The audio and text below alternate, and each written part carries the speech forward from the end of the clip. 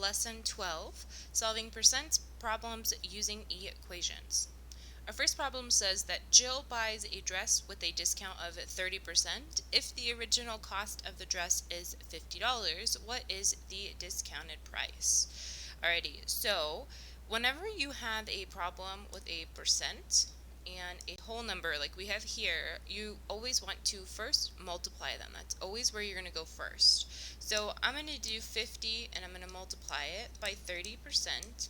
However, whenever you are multiplying these, you need to make sure that you change your percent to a decimal first.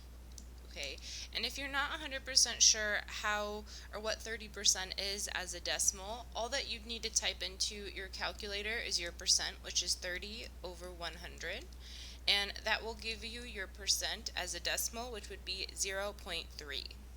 Okay, or my decimal that's at the end of my number right here, all you have to do is move it 2 places to the left, which would make my new decimal right there. So now that we know what 30% is as a decimal, I can take 50 and multiply it by 0.3. And don't forget that you can use a calculator, so I would recommend that. So if I bring over my calculator and do 50 times 0.3, that tells me that I would be saving a whopping $15 on this dress. Well, I guess I'm not saving it. Jill is saving it, right? So she is saving $15 on this dress. Now to figure out how much she actually paid, if the original price is $50 and it is $15 is being taken off of the dress, right? Because it is a discount, I want to subtract these two numbers. And when I do 50 minus 15, I will get $35. Which means that Jill spent $35 on this dress. Next question says that Dylan went to a restaurant and his bill was $32, and we want to know which equation will help him calculate a 16% tip. Okay, so again, we have a whole number and a percent. So our goal here is going to be to multiply them. Remember, anytime you have a percent and a whole number in a problem, you always want to multiply them. So if I look at all these answer choices here, all of them have some sort of multiplication, right? Here's a multiplication, here's multiplication sign, another one, and another one. So it's just looking at which one is correct for what we're doing in this problem here. Now, remember, if you think back to that last problem we just did, we did 32 times 16%, but remember this 16% needed to be a decimal. And if you remember, the way that I told you you could figure that out if you're not comfortable with changing percents to decimals is just dividing it by 100, right? So if I take this step here, and instead of writing it as a decimal, write it as this fraction, which is equivalent to my decimal, you'll notice I have one answer choice, which is this very first one that looks exactly like it.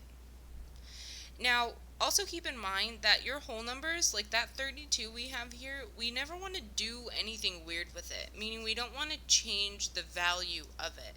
Here in B, 32 is on the bottom in my fraction and it's being divided by 16. This is not going to give us the right answer because I'm changing essentially what my bill total was. Same thing on this one here.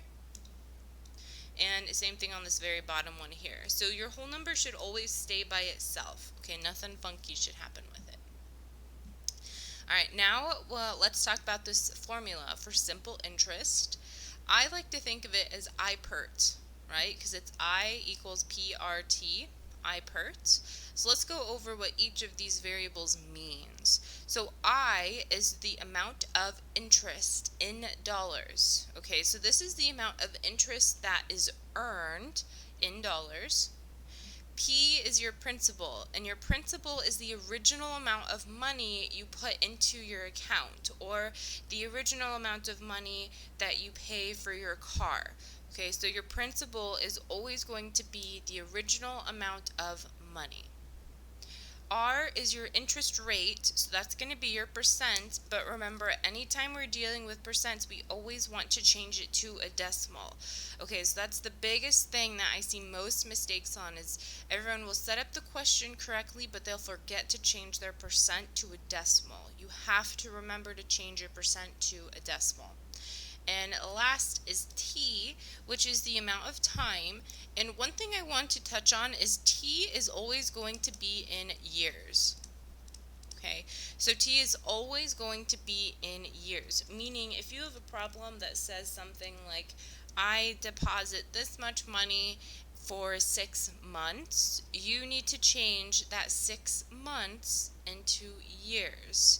So if I'm going from 6 months and I want to change that to years, right, where there's 12 months in 1 year, so I can do 6 divided by 12, which gives me 1/2, or 0.5.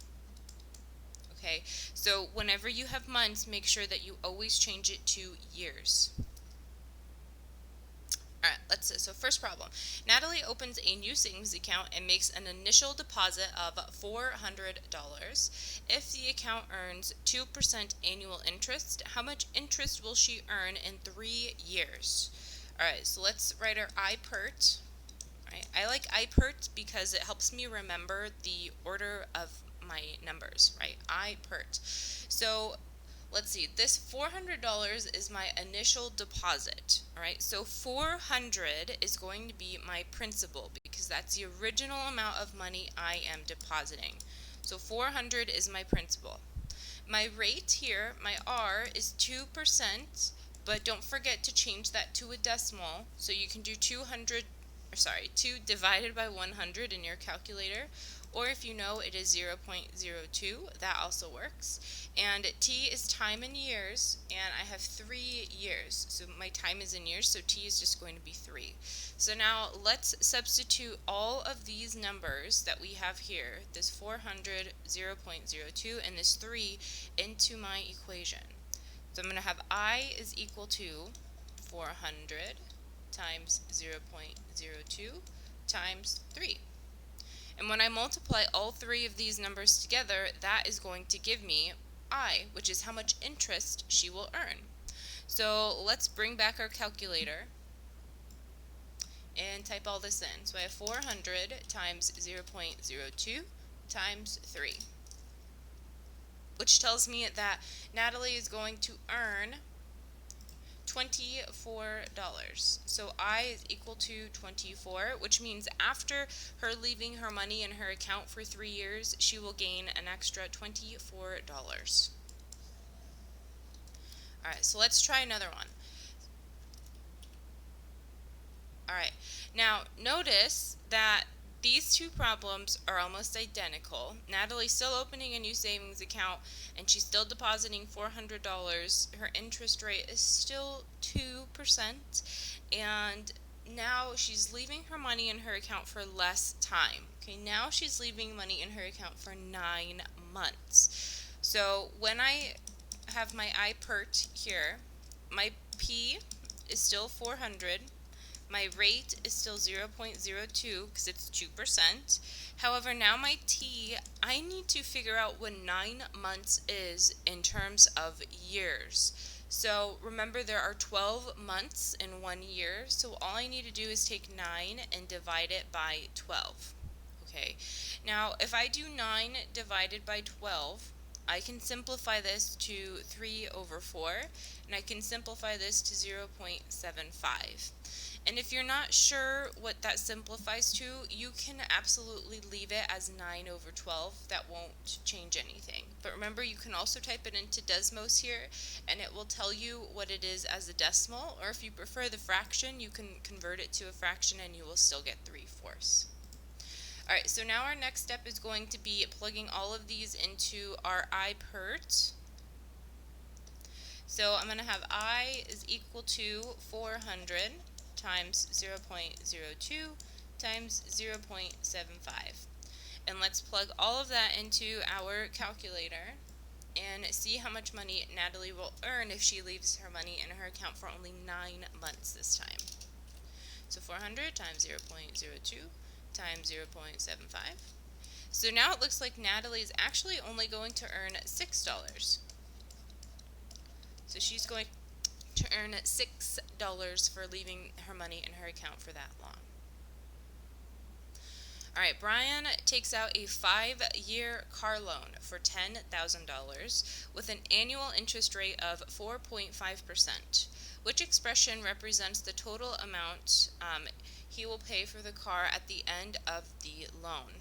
Okay, so he takes out a 5-year car loan and it's $10,000. So 10,000 is his principal. That's the original amount of money, and his interest rate is 4.5%. So let's do our IPERT here. P is going to be that $10,000. Our R is going to be 4.5%. Don't forget to change this to a decimal, which is 0.045. Again, remember you can divide this by 100 if you're not sure. And T is time in years, which is going to be 5. Okay, so if I take all 4 of these and plug it into my IPERT, I would have 10,000 times 0.045 times 5. Alrighty, now this here is very important, and if you notice, 2 of these problems do not have your percent changed to a decimal. So this and this here, these 2 are out because our percent is not in the right form. Now we're left with these 2 up here, and notice that we want to know what is the total amount that Brian's gonna have to pay. So when you're taking out a loan, like for this case, Brian's taking out a car loan, you're paying that $10,000 plus whatever you owe in interest. Okay, so for that reason, we want to choose B, where we have that 10,000 plus this expression here, which represents how much he is paying in interest. Okay, so remember, because it's the total amount, I don't want to know just how much Brian has to pay in interest. I want to know how much total he's going to have to pay for his car loan. Alright, Anthony is buying a new TV that is 25% off. The original price of the TV is $390. Which answer gives the best estimate for the price after the discount? So here, if you wanted to, you could take this 25% and change it to a decimal and multiply it by 390, then subtract your discount. You could do that, but the keyword here is estimate. Okay, so we want to use what we know about percents and see if we can estimate around how much our TV is going to be. And if you think about it, 50%, let's think about 50% right now. If I have a pizza, here's my pizza, if I eat 50% of that, that is half of my pizza gone. Okay, so if I now have 25% of a pizza, say I wasn't as hungry, so I wanted to eat 25% of my pizza. 25 is half of 50, which means I'm actually only eating 1/4 of my pizza. Okay, now 1/4 is the same as also dividing by 4.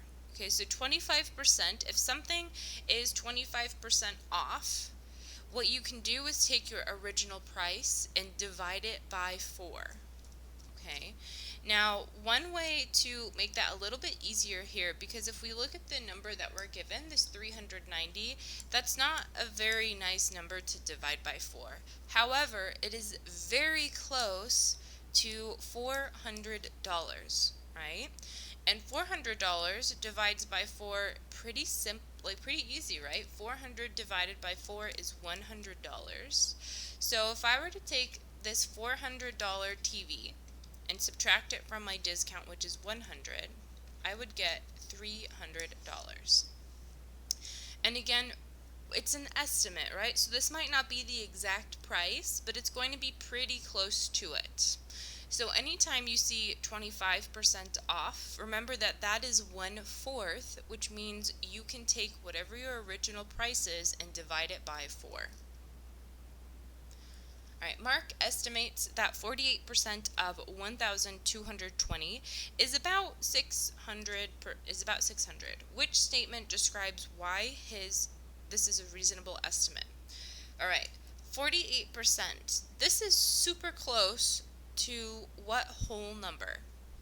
Hopefully you're thinking 48% is pretty close to 50%. And right?